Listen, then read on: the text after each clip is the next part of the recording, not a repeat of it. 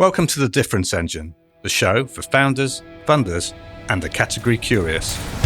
Don't confuse size, don't confuse valuation with category leadership. I'm not the only person frustrated by this. You disagree with my analysis. I do. You either acquire or you are acquired. Imitation is the sincerest form of flattery, and it's proof that you're winning the argument. We all know history is written by the winners.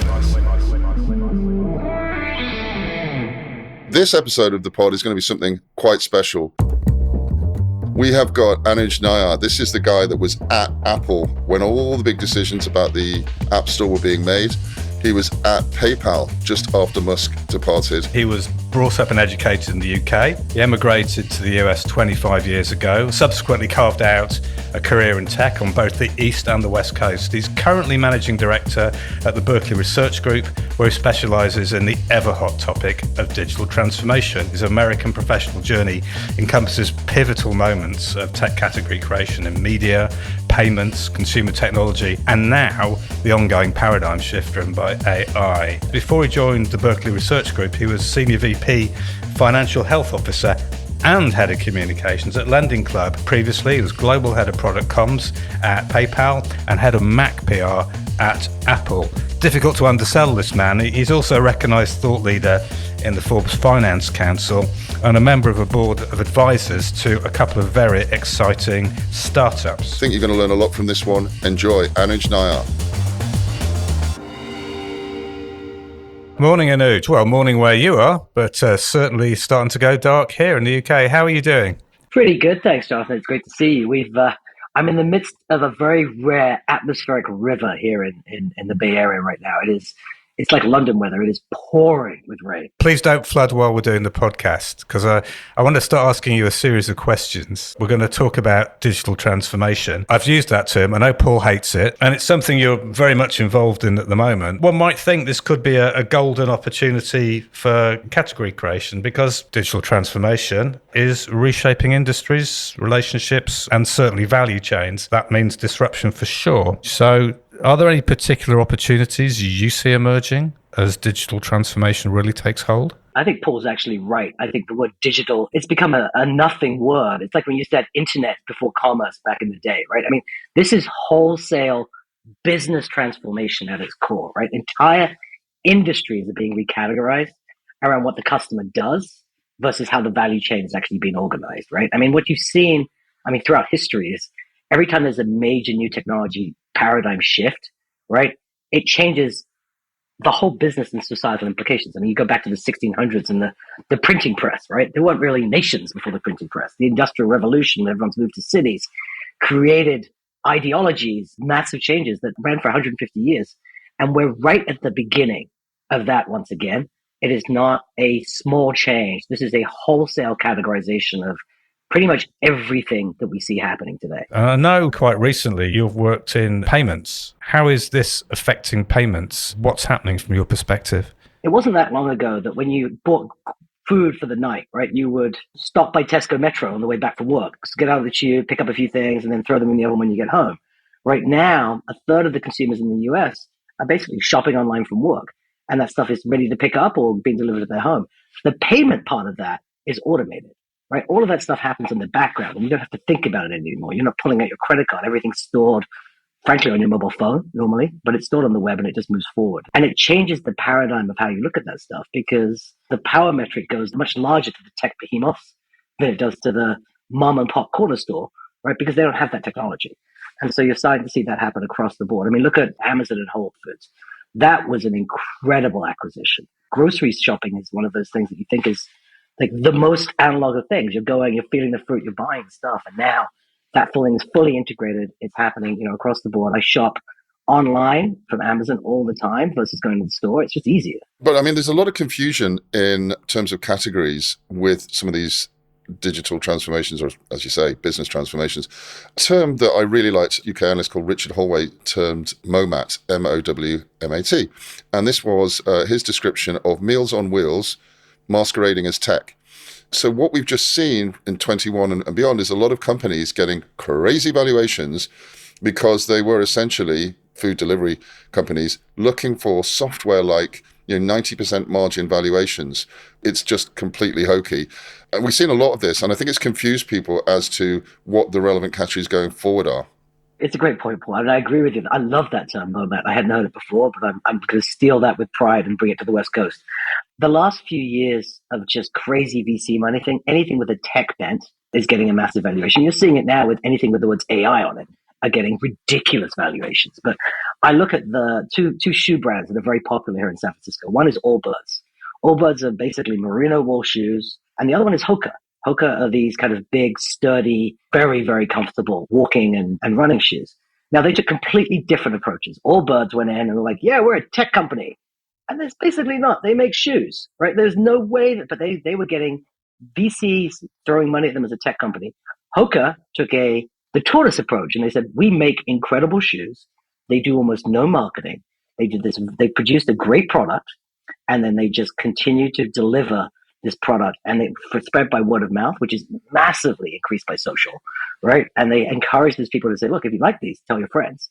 And it has just been one of those underground stories that's moved forward. And, Allbirds is suffering now from the hangover from trying to be positioned itself as a tech company. And you see that all over the place here. The guys that do well, and Hoka is a great example, they focus on a product that's very different. It's not just adding a little better tab of tech, and that's why I hate digital transformation. What are your taglines? It has to be different, not just better, right? I mean, there's no question about that. And what I'm seeing now, which is really interesting, is two of the last major industries to be disintermediated by technology are finance, which is where I spend a lot of my time, and health and medical stuff. And there's a good reason for that, and that's because they are highly, highly regulated businesses, as they should be. If someone's looking after my money and my health data, I want to make sure it's not as openly available on the dark web as, my Facebook handle, right? And I want to make sure that's happening, and all those controls are in place.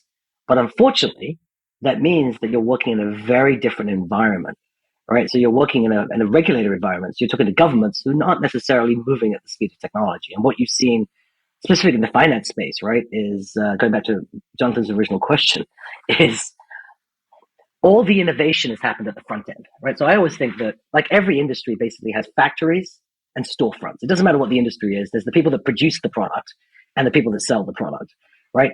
In financial terms, that's like the banks are producing the products.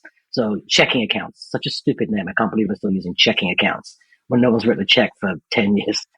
Checking accounts, savings accounts, investment accounts, mortgages, all that stuff is set on one side as a factory. And all the innovation you see is coming from people basically moving from a physical bank to a bank on your phone, right? But that's not actual true innovation. What's true innovation is when you can actually do the back end as well.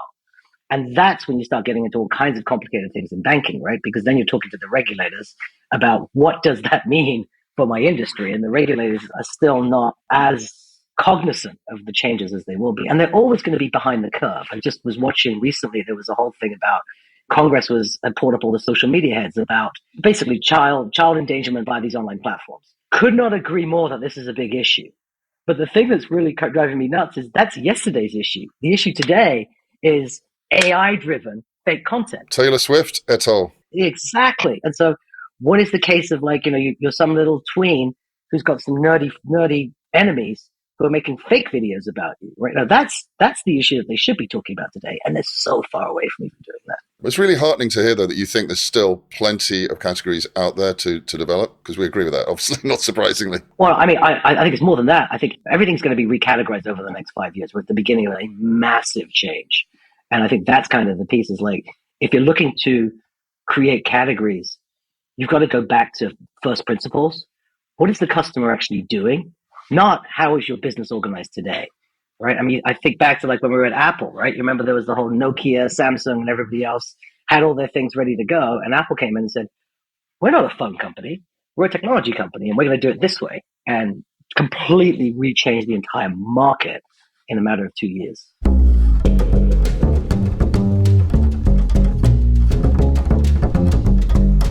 Okay, we think there's lots of opportunities for categories, but where? You and I disagree a little bit on this one. Let me ask a question. Has Silicon Valley still got what it takes to produce the next generation of category leaders? What say you, Anuj?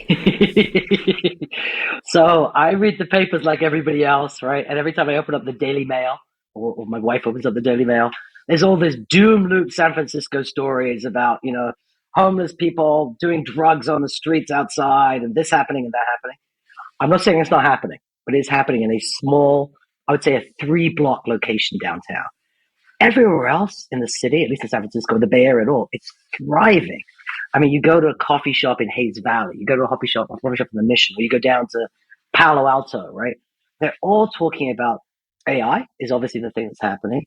And I think one of the things you're seeing, which is very difficult to replicate, is this mix of vision, talent, and money together in the same physical space, right? I mean, we all were cooped up during COVID for 3 years. You look around, everybody's back. And they want to have that ability to have the serendipitous meetings and move that stuff forward. You guys have got the Sand Hill Road, the great talent, and Stanford and Berkeley and all that sort of stuff. I still contend, though, that talent can be a lot more places. That's one thing that we got from COVID. I'm hoping, and don't take this the wrong way, Anuj, but I'm hoping that somewhere else can take a little bit of the glory. Yeah, I think the question remains, who can do it? Back to Anuj's point, vision, talent, money. On that note, Jonathan, one other thing I think is very important is you need a hub of universities. I think that's where a lot of the stuff really comes from. So there's only a few places in the world where you have like that concentration of highly technically educated young people that are all kind of put together at that time. And you think about one of the San Francisco reasons is Stanford and Berkeley and all these places put right there in one spot that has spun out so many of the innovations that we see. And also, I think people also forget the amount of state funding that's gone into California through some of the big labs and defense as well. And I think that's often forgotten when we talk about America, that the public sector is actually quite important, although no American ever wants to admit that that's the case. So, Anuj, I think from you then, optimism is breaking out again in the Valley? All the innovations that started in San Francisco, from the Summer of Love to the waterbed to Uber and PayPal and Tesla and, name the list of innovations that we've all become part of. Our OpenAI, it's all this stuff started right here. Look, that innovation message is still there. You go down to Sand Hill Road, you go down to, there's a famous diner in Woodside called Bucks, where so many initial meetings for some of the household technology names started in this diner in Woodside. It feels like it's back to that level. As we're talking about restaurants, as we Brits say, the proof of the pudding is in the eating. But at least it looks like it could be exciting watching the ingredients for the next tech boom being put together. The message is, don't write off San Francisco and the Valley yet. There's a lot of firepower left there.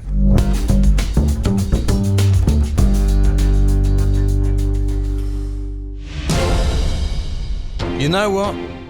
This really grinds my gears.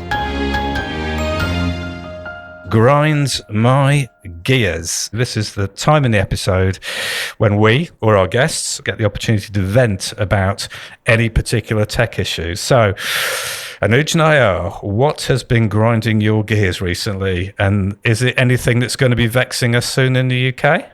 Oh, man. I can guarantee it's coming to the UK soon if it's not already there. And it's spam texts. Oh, my God. Spam texts. I don't know why. I don't know when this happened. You think you give out your number and it should be used and there's a whole bunch of regulations that you shouldn't be able to do this, but it doesn't matter. If you've given your number to anybody and they've got a relationship with you, they are now spamming my phone. I must get 30 or 40 spam texts a day. These are the spams where increasingly the culture seems to have changed, where they're talking to you like you're their best mate, like they know you. I am best friends with Kamala Harris and Chuck Schumer. I guarantee, because I donated once to the Democrat Party. So now it's like, hey, Nuge, help us out. Give us just $5 to defeat Trump. And I'm like, I must get 5 of those a day from each one of those people. And I'm like, it is ridiculous. It reminds me of, do you remember when email first came around? It was a great communications tool, and then the spammers found it, and advertisers found it. For like a nanosecond, it was good. It's almost useless to get to power through this. And all of us did the same thing, right?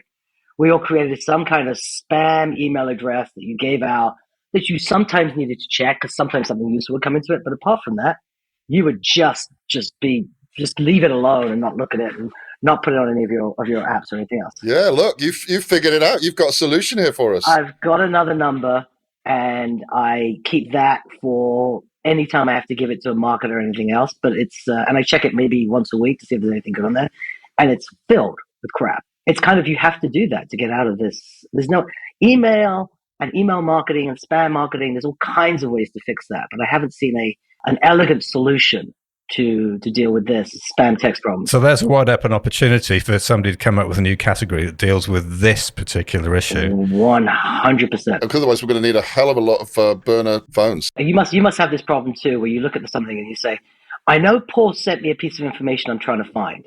I know I read it on my phone, Yeah. but I have no idea what piece, where it came from. Was it a text? Was it WhatsApp? Was it an email? Was it? And I spend so much time trying to just find that information. That's the other thing I would love to find a solution for, is that Paul multi-platform search that could be like, find me the thing he sent me somehow from somewhere. I heard a whisper that was on its way, right? Something to hoover up the Slacks and the Signals and the WhatsApp. And I heard it might be our friends at Meta doing it. So watch this space. Cross-platform search. You heard this. This is the new category. Watch out for it coming soon. Possibly from Meta, according to Mr. Ma. And wouldn't you love to give Meta all your information across all those platforms? Because they've never used that for advertising-based targeting, ever. How do you make money, Mr. Zuckerberg? Ads, Senator. Well, if so, how do you sustain a business model in which users don't pay for your service?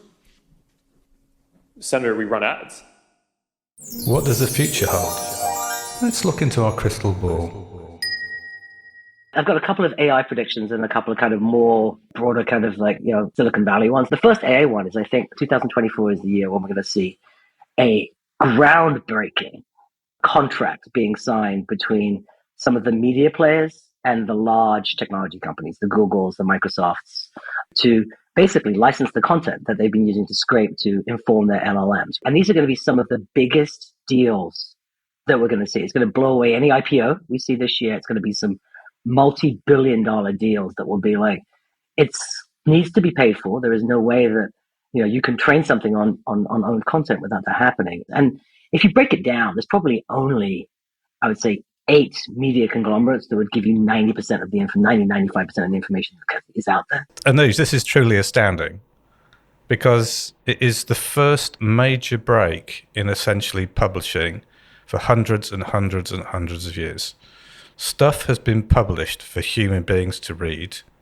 Now, the major readers of published content are going to be large language models, sucked up by machines. That is truly momentous. I don't know about you, but I've started to use ChatGPT as my primary search thing when I want to have a question answered. Well, when I use Google, it would source it, right? It would say, I'm reading a story from Breitbart versus I'm reading a story from the New York Times. Now with ChatGPT, it just gives me the answer, and it doesn't give me the background on that stuff. And I think that's a very dangerous move, as we're not seeing where that information is coming from. But isn't that's what the deal's about, right? The deal is to get people cited, to get citations, and get people paid for their original research. Well, it's to get them paid. The citations is a different issue, right? So I think that's a whole other separate issue, which is this idea of where are you getting this information from? And how accurate and believable is it when you're scraping the entire of the internet? Yeah, I think it also raises some very interesting questions about valuation of intellectual property. But as usual, the lawyers win on this one. So while I'm drawing breath at the enormity of this change, which Anuj has predicted for this year, what else have you got, Anuj? So this one I don't think is a huge jump, but I think it's worth talking about, because I think, at least in the US, from now till November, we are going to be consumed by the presidential election, right? I mean, there's no doubt about it. That's going to be the biggest thing happening in the U.S. media world, in the U.S. at all. So one of the things I'm going to see is this year we are going to be dominated by fake AI-generated videos of Biden saying crazy things, or Trump saying crazy things, or whoever saying crazy things, and that is going to be driving the political rhetoric even further, because it will be validating what the extremists want to hear, right? And everybody in the middle will be left with, but what is true?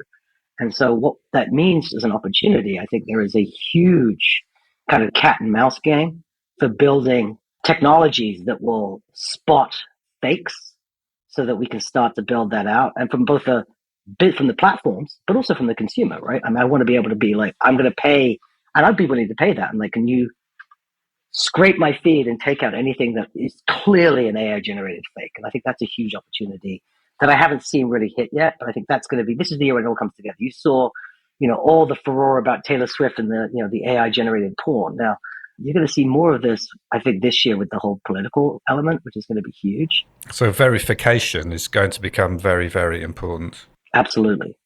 I think so. At least this is the year when it's going to become front and center. And as always, when a problem becomes that big, there will be solutions. I don't know if the solutions will be in place for this presidential election, but they'll definitely be coming within the next 2 years. I've got one for you. And we disagree on this one, Anuj, and it's about your alma mater. Let's talk about spatial computing and vision goggles. And is this going to be Apple's metaverse moment? I know you're all in on Vision Pro, and everyone's making the analogy to the iPhone, right? They were talking about the iPhone, and they're saying, look, frankly, it's the last big innovation that happens since the iPhone. But I think long term, there's no doubt that spatial computing will come to the fore, but it's more analogous to what Apple did with the Mac, which is a 40-year-old Apple product, right? Than it is the iPhone. Because I was at Apple when the iPhone launched, and he famously described it as being just three things, right? An iPod, a phone, and an internet communicator. Right? Those were three existing categories, and he put them in one device, right? It had 15 applications, and Steve was adamant it was a closed system. He's like, we're not going to put anybody's crappy apps on here, right? It was a year later, right, after 6 million phones had been sold, that it opened up to developers. And I know your point is, hey, look, this is becoming, the developers are going to drive the ecosystem. The developers didn't drive the ecosystem of the iPhone in the first place. They only drove it when there was 6 million phones in market. Then it opened up to developers, and they said, oh my God, we've got a way to put this out. And then the actual innovations that really happened. There was a fart machine that was one of the first third-party apps that came out, right? It was stupid stuff at the beginning because they didn't really understand how to use the technology, right? It was only another year, so it was 2 years after the phone came out, that you started to see innovations that really took advantage of the iPhone capabilities. Like things like Uber launched in 2010, I think, right? So it was not 2009. So it was 2 years before someone said, hey, look, this has got an accelerometer. We can do all this other cool stuff with it to actually fix real world problems. And that started the movement. But you needed to get the engine moving to the extent before people started to do that. To crystallize your crystal ball on this one, you think it's going to be like maybe a decade down the line before this thing really hits its stride and has its iPhone moment? I think the Apple Vision Pro will be seen as the Apple iPod Hi-Fi. You guys don't remember this, but Apple made a big push, I think in 2006. They're going to revolutionize music sound, because they had iTunes, and they produced this heavy, huge speaker. I've still got one actually, but it's really good sound quality. But like, it just died, and no one talks about the Apple misses. They only talk about the Apple successes because of the myth of Apple, right? And I think the Vision Pro's going to be seen in the same view as Google Glass and MetaQuest and all these other ones, as a technology that was before its time. I think the term spatial computing will live, but I do think it's at least 5 years before you start to see this really becoming a category. Thank you for listening to The Difference Engine. If you want to learn more about Anuj Nayar and the Berkeley Research Group, go to www.thinkbrg.com. That's think and the letters brg.com. And if you want to explore the category design topics in this episode, then please read our blog posts and maybe even comment. They're at becategorical.com. And of course, if you're in tech and you need a strategy to categorize your business, service, or product, get in touch via the show notes or again at becategorical.com. And remember, don't be better, be different.